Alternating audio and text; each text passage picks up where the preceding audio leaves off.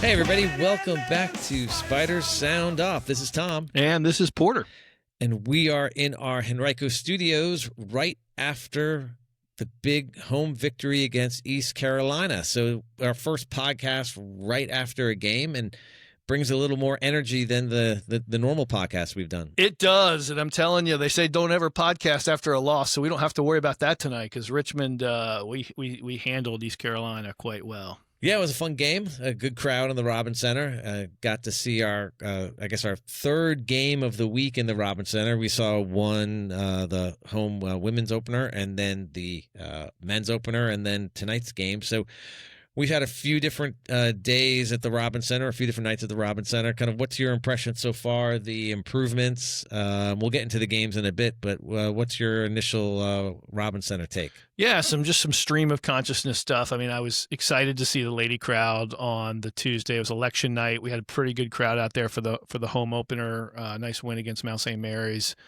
I love Falcon Smash and the fact that they're serving it at men's games. I'm a little unhappy they didn't serve beer at the ladies' game or at the women's game. I don't know quite why that hasn't happened yet, but there's definitely demand for it because that's a evening game and there's nothing better than watching basketball with a cold beer. So I'd like to see that as an improvement going forward.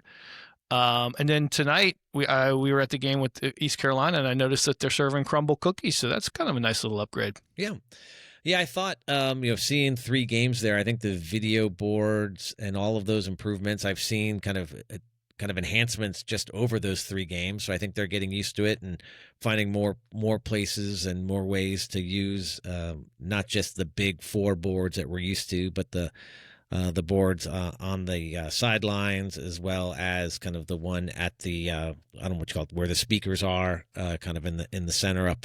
That's where when they were doing team announcements of starters, you saw names kind of circling on that. That was kind of cool. It's different. I asked communications, and they said there's, I think, 2,600 feet more of video board than there was last year. So that's a really nice enhancement. And I like the way that they can put up out-of-town scoreboards and rotate the information they're giving you. It just gives you a better overall kind of experience in the Robins Center, regardless of where you're sitting. Now, I'll give kind of one thumbs down was at the women's game. I did have the barbecue sandwich. I saw some hype about the barbecue, and I tried it, and woof.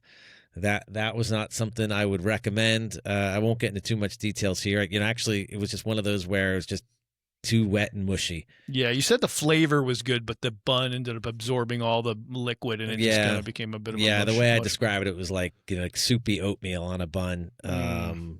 So hopefully there's maybe that was just day one kind of a performance. I'm going to go back to the barbecue. I'm going to give them another month, and I'll go back to the barbecue and see if it's improved. Yeah, maybe they work out the kinks. It looked better in the picture. I saw today when I was walking around, they have kind of a photo of the barbecue. I'm like, that's not what it looked like. So maybe I got just a bad serving. So we'll go back to it. But,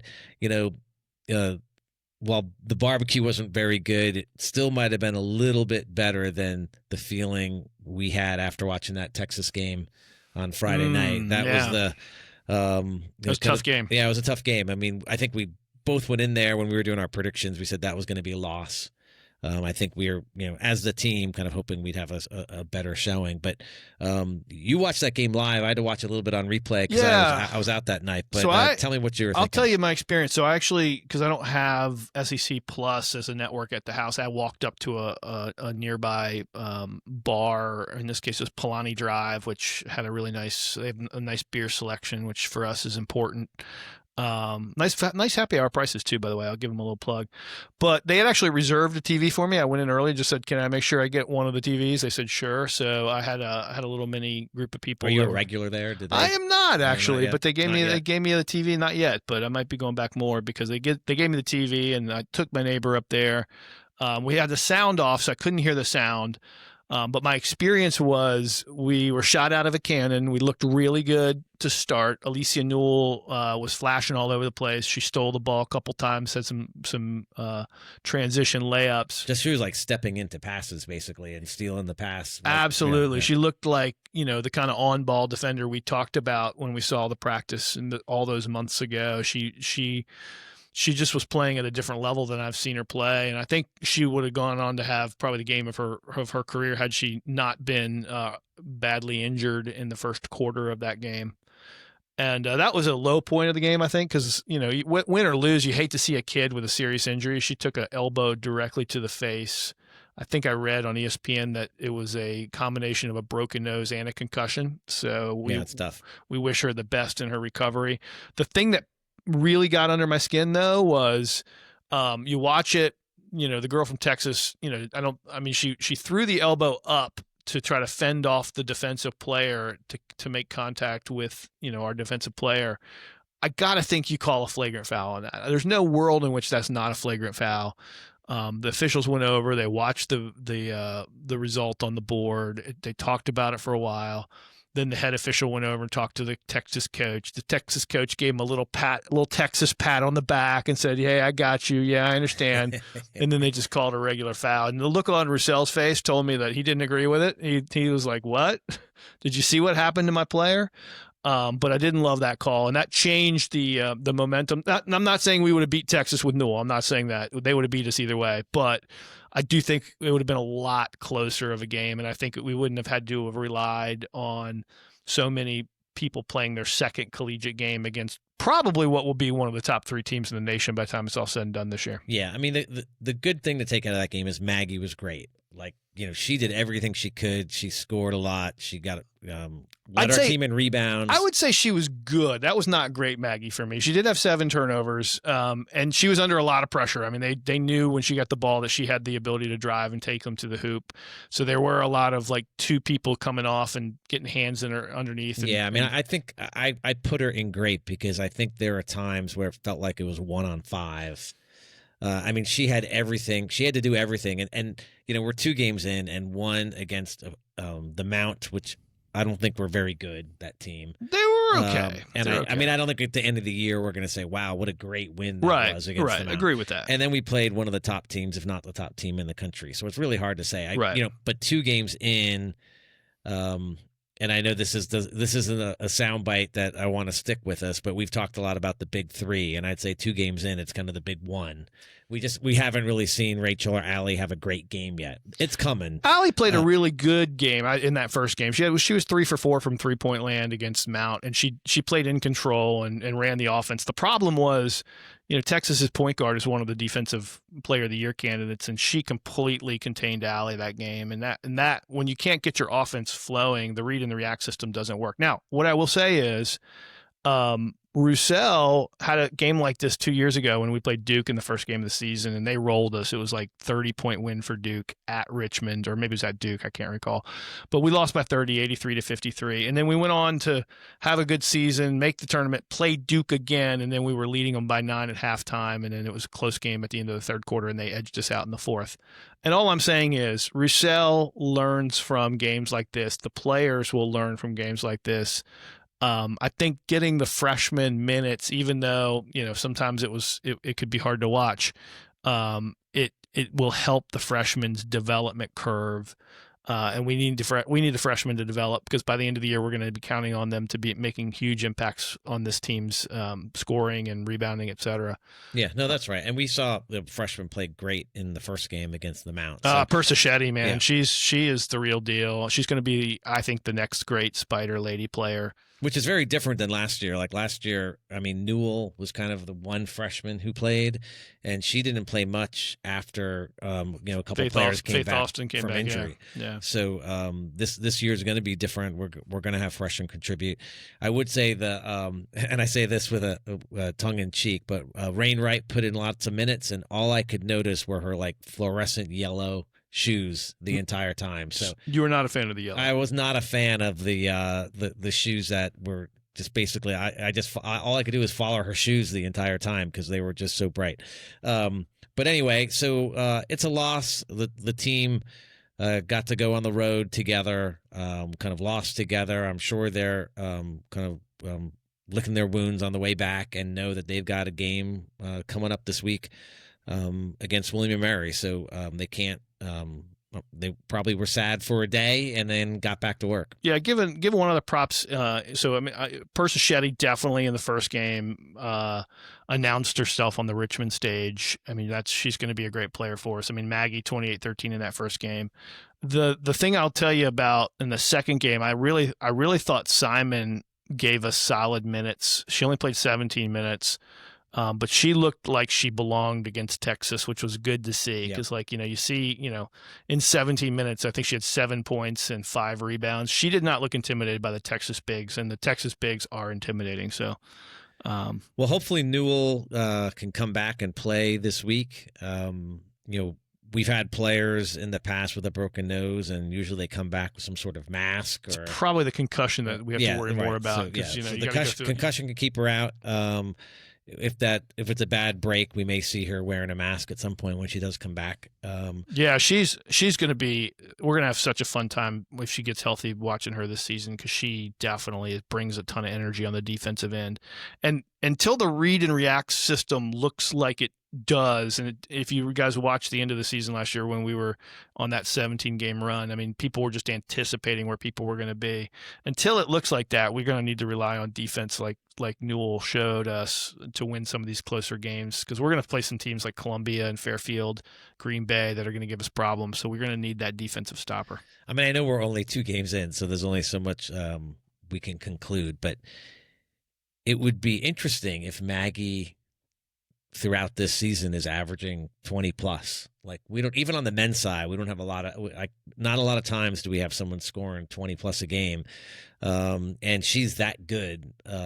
She can, and she's not always going to have to. So I think, at Texas, if we had any chance, we knew she had to do that.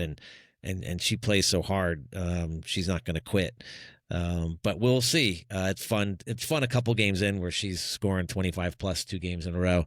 And we'll see kind of what it's like as we get through more of the out of conference, if she can keep that level. We haven't, I mean, I don't think we've gotten the 3-point game going to the level that we can. And I think, once we get it to the point where, the threes are open and they're dropping, it'll feel like Richmond women's basketball again. We're just not quite there yet, but that's okay. There's a lot of new pieces. We're gelling. I mean, this is a very tough team to play the second game of the season on the road in Texas with, officials that, it felt to me like they were Texas officials. But maybe just wrap that up by saying, so we had 19 fouls on us. There were 14 on Texas. And if you saw how aggressively Texas was playing defense, that's a hard thing for me to fathom. So it's a loss, kind of expected loss. We weren't expected to win. Had a great first quarter, and just it all kind of fell apart after that. But let's transition to the great game we had tonight. Yes. Obviously, the men won earlier this week against the Division III team. We don't need to go too much into that. There's not a lot to kind of pat yourself on the back. But the one thing we have seen 2 games in a row is Coach is playing almost everybody. Playing a ton of people. I mean, I think we talked about Argabright being somebody who stood out as making a ton of progress. I believe he's gone back-to-back 14-point outings. Did he have 14 against Southern Virginia? It was a good game for him. Either way, both games were good games. I think he scored double digits his first 2 games as a Spider. That probably hasn't happened too many times. Yeah, and he just is so quick and so confident. Like, you just see, I think, the development of the next great Spider guard in front of us happening minute by minute. The other thing that I've been super impressed with is just the 2 kind of guys that I think of as our power fours, Robinson and Daughtry. I mean, they just are so exciting to watch. I was actually at the press conference after the game tonight. I got a chance to talk to Daughtry, and I asked him, I said, it looks like you just get this idea in your mind when you get the ball that you can turn and go through or around your guy to the basket and score. It's like, is that the way you've always played, or is that, something you've kind of adjusted as you've gotten bigger? And he said, it's just kind of his mentality is like, if I got the ball anywhere down low, I'm taking it to the hoop. And I love that, by the way. I just love that. It's that physical play, because you're either going to have to foul him or you're going to have some sort of contact as he goes to the rim. And it's just fun to watch that develop in front of us. So I just thought that was a great, great effort tonight by Daughtry, and the whole team played great. Mooney, give him credit for that coaching job too. I mean, he rolled in a ton of players.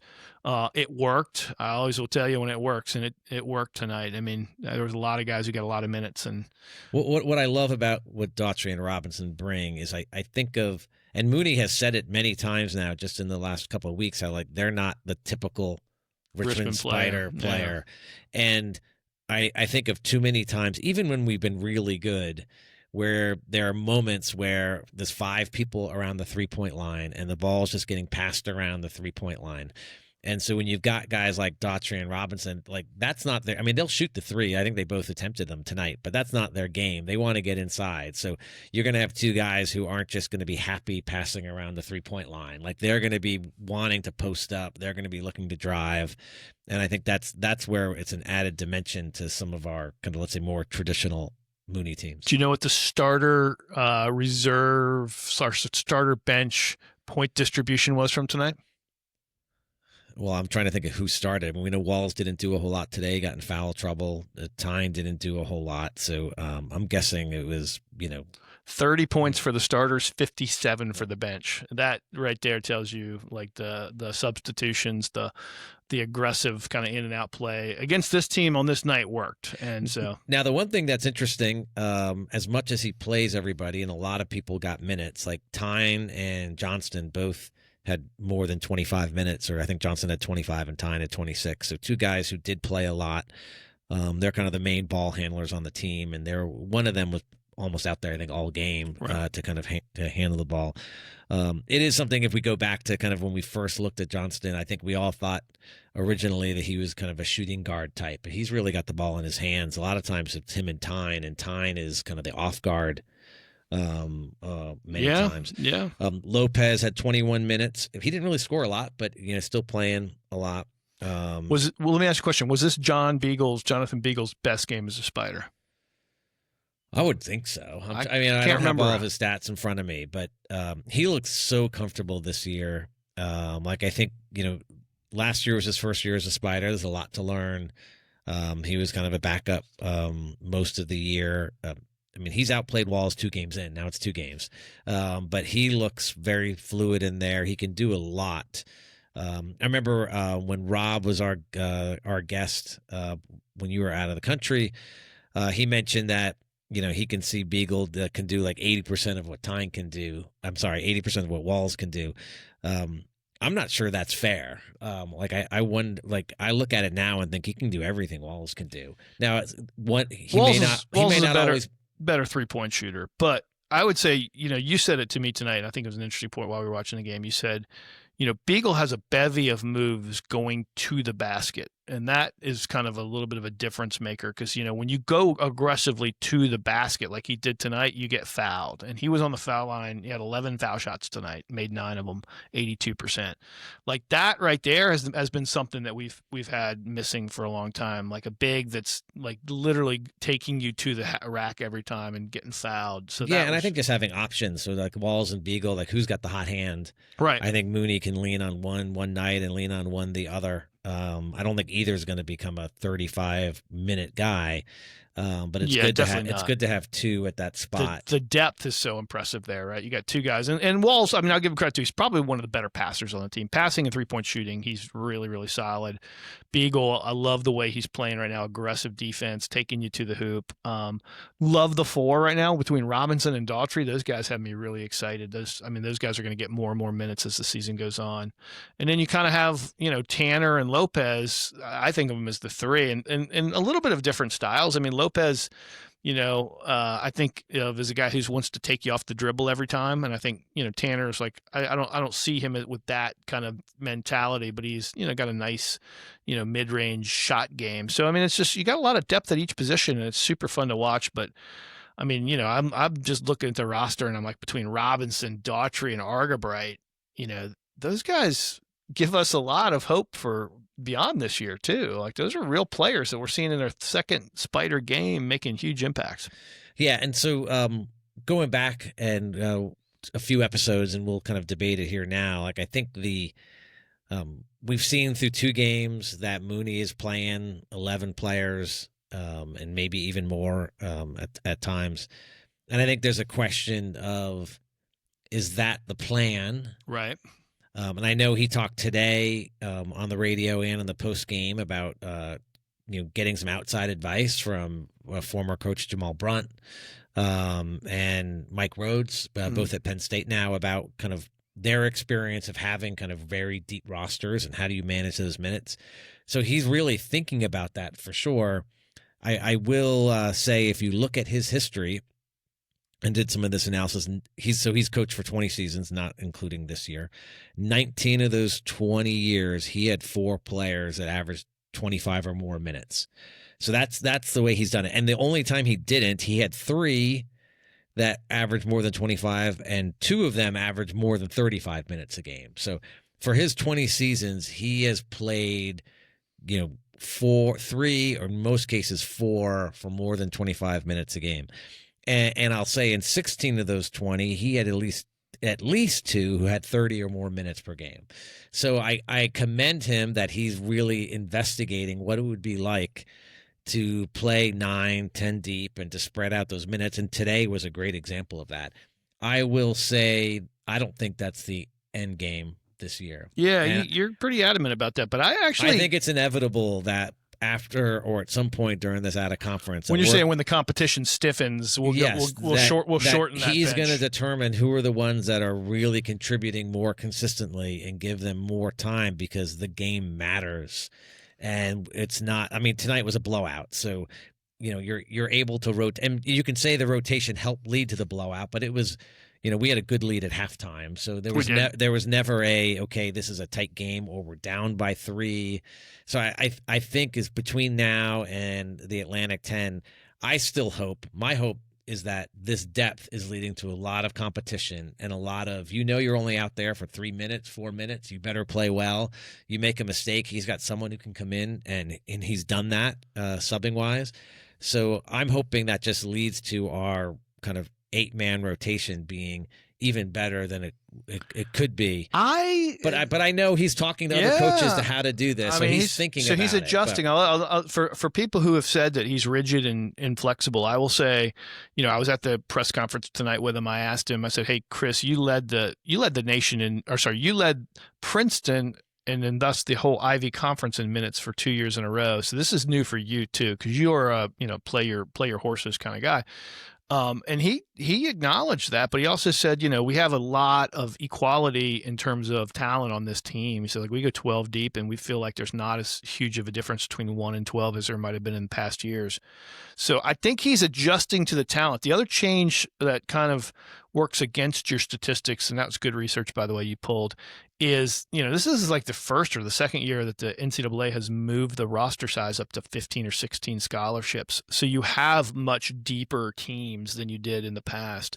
So I think with the depth that he's got, he's decided the best way to win with these guys is to play a lot and run and press. And I'll tell you what, I love the press in the first half tonight. He pressed the heck out of them, and it worked. It really worked. It kind of got them out of sorts.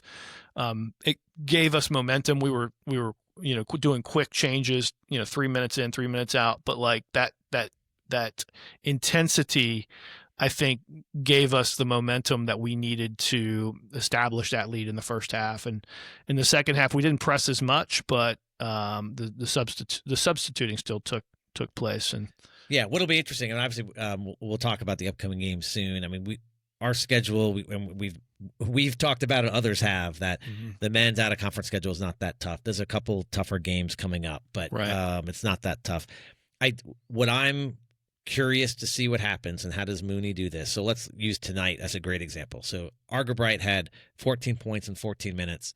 Jaden Daughtry had 13 points in 13 minutes. Yeah. Like, if it only makes sense that him and his coaches, as they're analyzing, are like, well, how do we get more time to those guys? Or how do we challenge them more? Like, does Arger Bright score 13 in 20 minutes? And he starts turning the ball over if he plays more. But you look at those two players as examples of where I'm hoping over the next few games, like and I know Jaden might be on like a minutes count as well, because of still coming back from so much time off this summer. But like, what happens over the next 3 games if Aiden and Jaden are scoring 15 a game, and at some point it's like, boy, these are guys that need to be playing 20 plus minutes because they're that good. And someone's going to lose time because of that. Right. And again, this is all speculation, so we'll see. But it's encouraging, and maybe we find out next game that AJ Lopez scores 15 in 15 minutes, and it's somebody else. But I do think Jaden and Aiden I just realized their names rhyme. Jaden and Aiden have potential to be kind of the stars of this team, and I could see them being the 30-minute guys in Robinson too 2 could be months really, from now. really just a future star for us. So there's a lot of. I mean, it's weird because here we are. We're 2 games in. We didn't know what to make of the Southern Virginia win because it's a D3, and you just don't know anything about that, right? But this is a win that will resonate with people because you beat a decent team. This is not a top. This is not a bottom 50 they're team. from the American Conference. Yeah, well, it's American Conference, but this is not, according to all the ranking services, this is not a bottom 50 team. This is a team squarely in the middle of all college teams, and you handled them with relative ease tonight. And so, when the net comes out, which will be later, it's going to look at the defensive efficiency and offensive efficiency of each game, and you can have a good net rating playing bad teams if you're kind of dominating them on an efficiency basis. And so wins like this do matter when you have a nice, easy win and you've played a really good game. So if we keep that going, got William and Mary next, then VMI, then Gardner-Webb. Like we said, I think we're going to get, I believe, to 5-0, and then the games start getting a little bit tougher. It's just, you can't win them by 1 point. You've really got to play a game like we did tonight and just keep the pressure on the entire game. Okay, well, let's give credit to the scheduling geniuses at U of R because we're headed into William and Mary week. Yes. The men's team has a home game on against Tuesday. William and Mary on Tuesday, I think that's right. Yep. And then the women are on the road on Wednesday. So this is Tribe Week, everybody. Are you allowed to say Tribe Week? I think so. It's still the Tribe. So this is Tribe Week. William and Mary I thought they were in the Colonial Association, but they aren't. They're in the Coastal. I forgot about that rename. I think it's still the CAA, but I look on ESPN and they just call it the Coastal. So they're in the Coastal. William and Mary is Williamsburg is a lovely coastal town. I had a daughter go to William and Mary, so I do have some William and Mary gear at home. You've got some blood in the William and Mary. I'll put that aside. Want to talk a little bit about these games coming up? Yeah, I mean William and Mary, they're not as good as, at least by the men's advanced or the metrics. women's? Let's talk about the men since that one's Tuesday. So the men, coached by Brian Earl, 2-10 right now in Ken Palm. They had a nice win tonight against Norfolk State, kind of a close game, 81-78, but it was a road game, so that's good. Yep. Beat a Division III team of some sort in the first game. They were preseason 4th in the Coastal. Okay. So there's some talent on that team then. I don't know as much about William and Mary as I do some of these other teams. I mean, they've got some guys on the team that are relatively well thought of. I don't know enough about the size inside. It looks like the front line is 6'9", 6'7". Yeah, let me give you some details. Yeah. So Chase Lowe is their senior. He's probably their best player. Who's second team preseason on the CAA. Mm-hmm. 6'5", it looks 6'5", like. yeah. Their 2 bigs on their starting lineup are both A10 castoffs. Okay. One from LaSalle, one from St. Louis. I'm going to butcher these names, but from LaSalle, it's Tunde Valberg Fasasi. Fasasi, yeah. And he's from Sweden. Okay. And the guy from St. Louis they have is Killian Brackhoff. And he's German. 6'9", 235, 6'7". So they both were played for the A10, kind of limited minutes, but that's probably why they ended up in the Coastal, getting more opportunity to play. They also have another senior, Pullian, I think is his starter. He was kind of honorable mention. By the way, the CAA does something really something unique with their teams. They have 5 players on their first team, and 5 on their second team, and 5 on their third, versus 6 like the Genius A10 has. Interesting. But anyway, so they had the Norfolk State's a nice win. Mm-hmm. They've got some big guys inside, but I think big guys that we can handle. Big guys are relative. When your front line is 6'9", 6'7", and we're going 6'11". Yeah. I mean, I know we start a small lineup, but we have a lot of size we can bring to bear. So we should have a size advantage inside on them. They don't look like they play as many guys as we do. Just looking at their roster, it looks like they're playing less guys. I think we win this game. I mean, Ken Palm says by 10. I don't know if that's if that's the right number or not, but I think we'll win this game, even though it's William and Mary's always kind of throw out the records and the rankings. It's always kind of a personal game with those guys. Yep, and then we play the women on the road Wednesday. They're actually they were preseason 6 in the Coastal. William and Mary, if you don't know, last year had this amazing run. They were towards the bottom of the Coastal. I think they won 6 out of their last 7, and then went into the tournament and won the tournament. So they're one of these like under 500 teams that ended up in the NCAAs, and then they played, I think it was High Point. Okay. In the first round, kind of in the whatever they call those games that are like playing games. And they won that. So that was the first win in William and Mary's history in the NCAA tournament. Wow. They were one of those teams that hadn't won one. So that was a big win for them. They ended up then getting annihilated by Texas. Yeah. We can't really criticize that right now.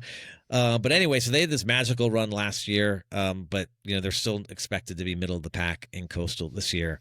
I think their best player is Cassidy Geddes. They lost by 21 to Davidson. We know Davidson really well. Davidson has some good players. Yeah, Davidson's a good team. But they're picked behind us in the A-10. So I mean, I think we'll beat West. My fear about the William and Mary game is, if Newell's not back because if there's an injury, we definitely could get caught looking ahead because we have Columbia right behind them. And that worries me a little bit because, William and Mary, you can't overlook them. It's on the road. Number one, never overlook a road game. I think we'll get right with William and Mary. I think we'll win pretty comfortably. I would say we win by 25 points if I'm guessing right now. Their best player, this Cassidy Geddes, she's a 5'7" shooter. So she's an outside shooter. Like if we had Newell, it's like it's a no-brainer because Newell is going to be on her and not let her shoot. But Allie plays good defense too, and we'll have others that can guard her. And she's 5'7", so she's going to have to take steps back from people. This will be the game I think Ahlstrom gets right. Like, Ahlstrom has been okay so far her first 2 games, but you can't keep her down for long. I bet this is a big game for Rachel. Yeah. So I think Tribe Week should come out with 2 wins for Richmond. What's your prediction on the men's score? Let's start there. I have no idea. We argued over our last scores of who was better. We were pretty close. Right. I think we had 28 and 20. Yeah, but then you just go to your website services and get answers from that. I mean, hey, we all have our sources, right? I mean, I have a pretty good feeling that we're going to win both games by double digits. So let me write these down so we can kind of remember them later, because I'm just going to randomly pick these. Because we never listen to ourselves after the fact. Yeah. Okay, so the men are going to win 78 to 61. Bold. What do you have for the men? I'm going to go with the men. We score 76. They score 68. No, let me change that. We score 76. They score 62. What's at home? I was thinking it was right. You're just like picking the same score I did. What did you pick? 78-61. Oh, shoot. You can't. You've changed it twice. You can't change it again. Well.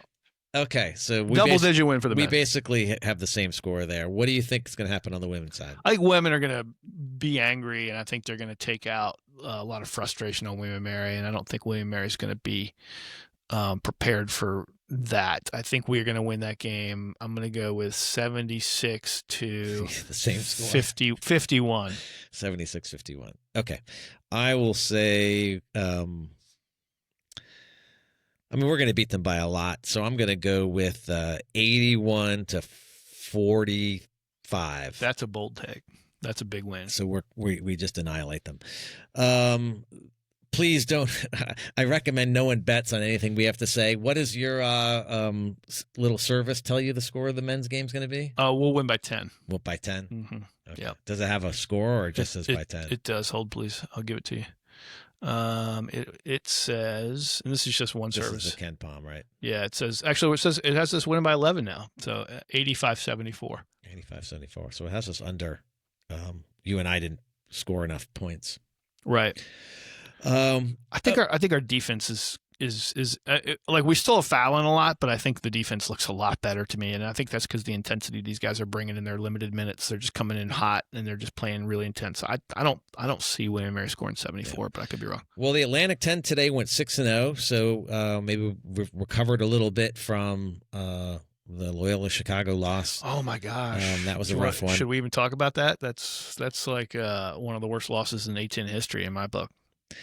And we also, before we wrap things up, want to thank one of our listeners who saw was it on Twitter where a podcast talked about Three Bid League, which is probably the most well-known podcast that covers the Atlantic 10, listed all of the fan-based podcasts, and there was like 7 or 8 listed, but there was no Spiders podcast listed. But one of our fans came in and listed it off. So thanks to that fan for doing that. We appreciate that. And if any of those other podcasters happen to listen to this, we'd love to interact with some of these other pods. We are the second most popular podcast amongst the men's players.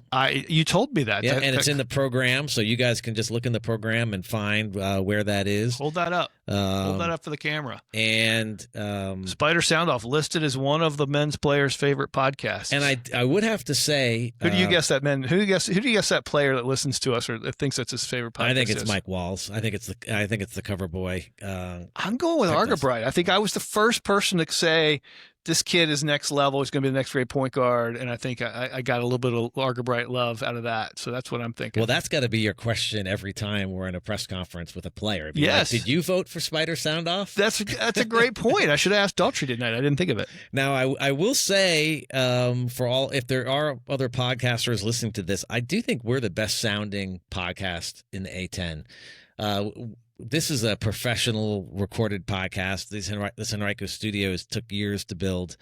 And I hope you all enjoy listening to us and we clearly have the best music. The music is next level. I'll say this: give us a like or subscribe. That helps us out with our metrics. It also helps you get the content when we release it. So if we release other episodes, which we're still prognosticating over doing, you'll get them pushed to you, and you won't have to go find them. That helps us out a lot. So if you are interested in sponsoring an episode or two, we'd be happy to have you. We've got some. We're building a little bit of a good following here in the city of Richmond, and also beyond the city of Richmond as well. I think we're in 20 countries now streaming Spider's Sound Off. So that's exciting. Well, hope everyone enjoys William & Mary week. I know it's been circled on our calendars since the schedules came out. Nothing's more exciting than playing William & Mary in basketball. I'm saying that is with a straight face. We'll be at the men's game together. Any chance one of us makes it down to Williamsburg for the women's game? I cannot. Okay. My parents are in town Wednesday, so we'll not be traveling out to William & Mary. But you can go do the road trip. I don't know if I can. I'll take a look at my calendar, but I'd love to do it. I'd love to get down there and see him. Okay, well, we'll be talking again about those games and maybe others. There's been some Spider news we'll focus on as well, and we'll get some interviews in, not just of players, but of other folks as the season progresses. But until then, this is Tom. And this is Porter. And this is Spiders Sounding Off. See ya.